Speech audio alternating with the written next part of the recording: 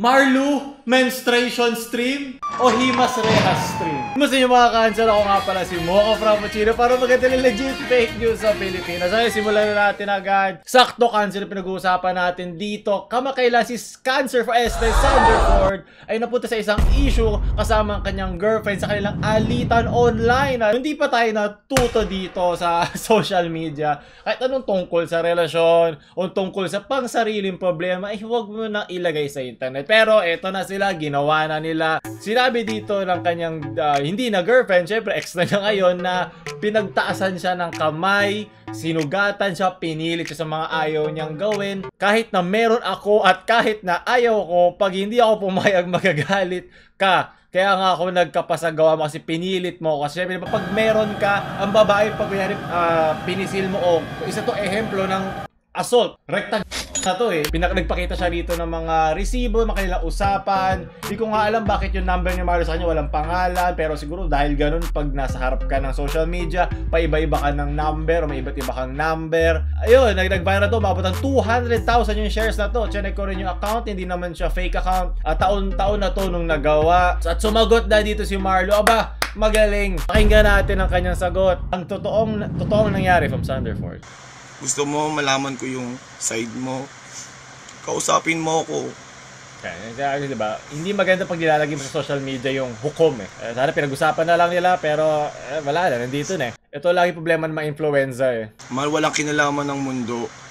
Well, kung gagawa ka ng gano'n, kung pipilitin mo siya sexual assault, kailangan malaman ng mundo yun para mahatulan ka. Hindi ng social media, pero ng korte. Kasi bawal yun, illegal yun. Hindi yung biro, hindi yung joke lang. may mga influencer o YouTuber sa social media na talagang sukot eh. Na talagang cancer sa lipunan. Pero hindi illegal ginagawa nila, sadyang mali lang. Diba? Ito talagang isa tong kaso pag ginusto kang kasuhan. Pero sinabi naman dito ni Isa na hindi na niya kakasuhan. Ito, an hour ago lang.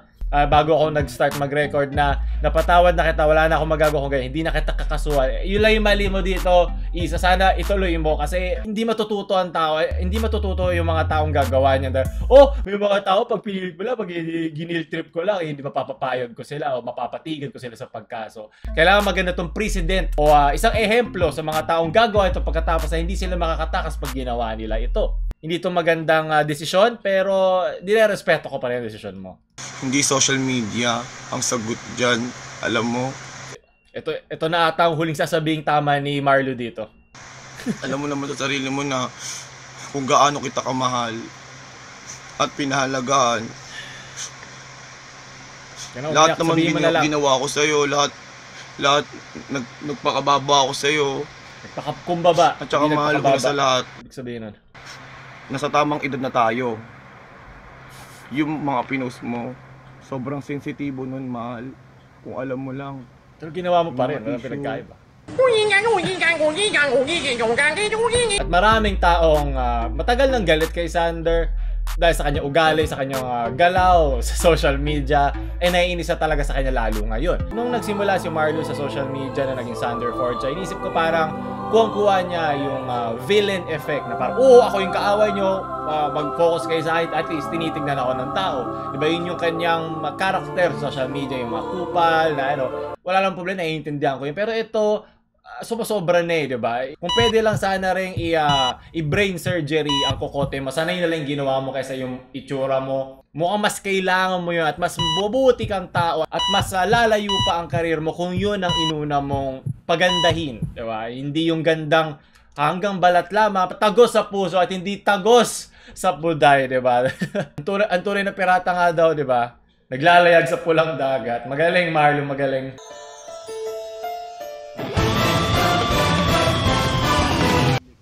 Humina yung todo na to men. Hindi kita pinilit. Diba kahit yung mismo video ayaw na makinig sa'yo.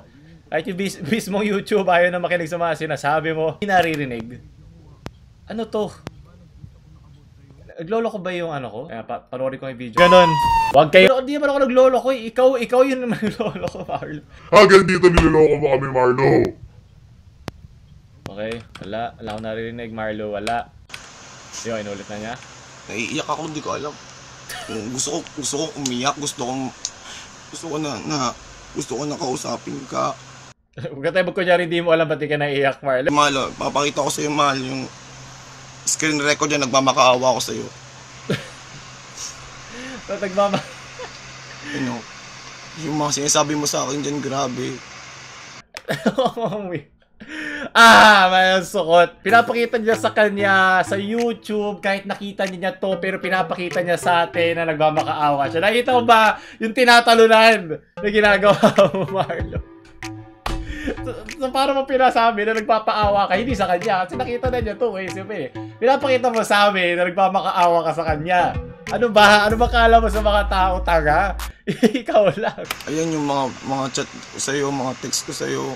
Kahit million pa yan, kung wala namang kapupuntahan, wala namang substansya, yung mga sinasabi, wala lang din niya. Kaya ko din mag-spam sa'yo na paulit-ulit. Paumanhin, Marlo. Pwede ko i-copy-paste ng 10 milyong beses. Anong hirap nun? Hindi na kukuha sa dami yun. Nagmamakaawa ko sa'yo na halos binabaliwala mo ako. Hindi halos, binabaliwala ka talaga niya ngayon. Tapos dun sa cellphone na nabasag mo, mahal, hindi ko po yun binasag po. Wala po akong kinalaman dun. Yun po yung totoo. Alam po ni mahal kung sino nakasira ng gamit niya. Alam mo naman yun, sobrang mahal na mahal kita eh. Una pa lang, di ba? Yung una tayong kita. Mahal. Kung tayo ay huling nagkita. Nagkita tayong dalawa. Miyerkules. Nagtapat ka ng iyong pag-ibig. Pangalawa po, nung birthday ko. Basta marami siya sinabi tungkol sa relasyon nila na hindi naman na importante kasi nasa dulo na tayo ng relasyon. Marami po akong problema. Yan, pati po yung mga manager ko po sa Star Image. Kasalanan mo yun eh. Ba't hindi kasama sa career mo, yung relasyon nyo? Dapat magkahiwalay yan. Marlo! Gigil ka. Tinutulungan po nila ako. Hindi ko nananadya ka lang mang-inis. Tapos ito po may... Kaso po, wala po yung... Tao po ako. Tao ka lang din. Nagmahal lang tayong dalawa. Nagmahalan tayo eh. Pero ba't ka nanakit? Magkakaroon ng away. Hindi magkakaintindihan. Yung okay lang yung hindi magkaintindihan. Pero kung pipisikalin mo, kung pipilitin mo, ayaw naman ng babae. Dito ka nagkikid say no challenge ka eh. Sa isa mong video eh. Kung ito nagawa mo, kung nakakaintindi ka sa challenge ito, ba't hindi mo nagawa nung sinabi niya ayaw niya? Ano ba? Ano ba, Marlo? Sabihin sa'yo, mahal, sana ayusin natin to ng tayong dalawa lang. Kasi personal issue natin to. Siguro yun lang yung tamang ginawa doon ng babae sa mga ganitong personal na bagay. Eh sinabi niya yung sexual assault, allegedly, nito ni Marlo. Ano ginagawa mo, cameraman? Battery and assault ay hindi mo pwedeng kunyariin pa or sexual assault. Kasi babae ako. Sabi ko, ginilito ako nito. Pinilit ako, hinawakawakan ako na kahit ayoko. Tapos hindi naman totoo. Pwede kang kasuhan ni Marlo no? Pwede kang bawian ng lalaking yun na isa ibang kaso. Ano na yun? Ano yun? Yung reputasyon, sinisira mo yung reputasyon niya kasi hindi naman totoo. Okay lang yun kung totoo. Pwede kang sumigaw ng apoy sa sine kung totoo. Diba? Kung hindi totoo yun, hindi yun po pwede. Pati pagsigaw ng bomba sa aeroplano. Pwede yun kung totoo. Kaya kung sinabi mo yun, dapat meron kang malinis sa konsyensya na totoo yung mga sinasabi mo. Ito nga pag-umanhin ni Cancerford, pinapakitang guilty siya, pero tingnan natin kung ano magiging galaw niya kanyang legal team since hawak siya ng isang management. May mga kailangan niyang daan ng papeles, kailangan daan ng mga kaso at di ko alam kung anong gagawin sa kanya, kung papalitan na lang siya uli ng muka para di na malaman na siya yung kakasuhan, di ko alam. Marami siya sinabi sa mga kanyang buhay na nagpapaawa, pero di naman kasi importante yun dito eh. Importante yung argumento sinasabi dito ng girlfriend niya. Sa mama mo, kasi huwag kang... Mama mo! Hindi ko siya maseryoso. Hindi na ako may magulang din ako eh. Pero pinili natin itong dalawa. Hindi niya piniling maharas, Marlo. Ano ba? Nung nakipagrelasyon sa sayo, kahit umaasa siyang tumino ka, naiintindihan ko yung mga away ng mga magjowa na walang sense. Lang may inis lang sa'yo. Pero yung ganito, kaso na ito eh. Lagpas na to sa karapatan nyo bilang magjowa. Karapatan pantao na to nung babae. Mabait akong tao eh. Hindi ito parang, yung babae kaya ba siya? Hindi. Kung sinuntok ka ng babae, suntokin mo din. Wala akong pake. Diba? Kasi karapatan mo yun para depensahan ng sarili mo. Hindi ko alam nung gagawin ko. Kaya kita mo, pati YouTube ayaw na marinig yung mga pinagsasabi mong kagaguhan. Hindi ako yung nag-ano yan. Naghina niya yun.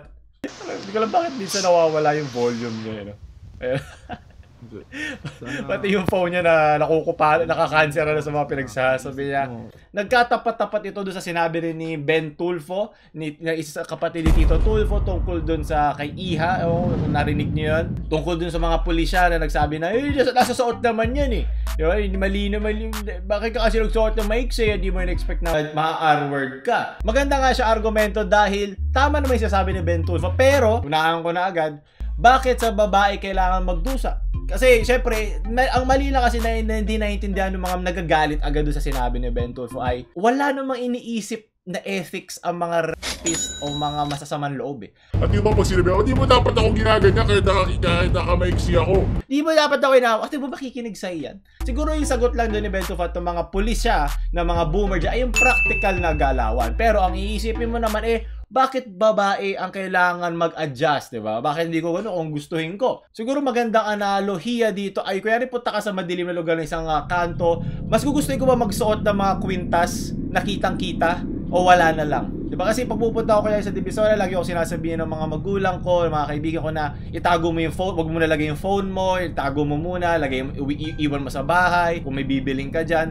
Yung ganun kasi pag-iingat, hindi yung dahil o hindi dahil pro-criminal ka. O dapat tayo mag-adjust sa mga criminal. Kasi mga criminal, hindi naman niya iniisip kung ano iniisip ng mga tao. Wala yung pakialam sa iniisip natin sa kanila. Kasi criminal nga sila, hindi naman sila parte ng sosyedad. Diba? Hindi nga sila sumusunod sa batas eh. Wala naman sila pake kung ma-hashtag cancel sila sa Twitter o sa Tumblr, mga ganong klaseng criminal sa mga sasabihin ng mga tao sa kanila. Siguro yung pag-iingat lang, walang pinipiling gender yan. Ang pag-iingat ay para in-expect mo na mabuti ang mundo. Mabait akong tao eh. Diba, tandaan nyo, marami masasamang tao dyan, marami kahit may mga nakasaplot ng buong katawan nila, so, hindi siya maganda argumento na sabihin mo lang na, kasi manipis yung pero, bakit mo dadagdagan yung chance mo? Siguro yung gusto niya, sige sila sabihin. Kaya di ba, magbuti na align ng ating mga tema ngayong balitang ina.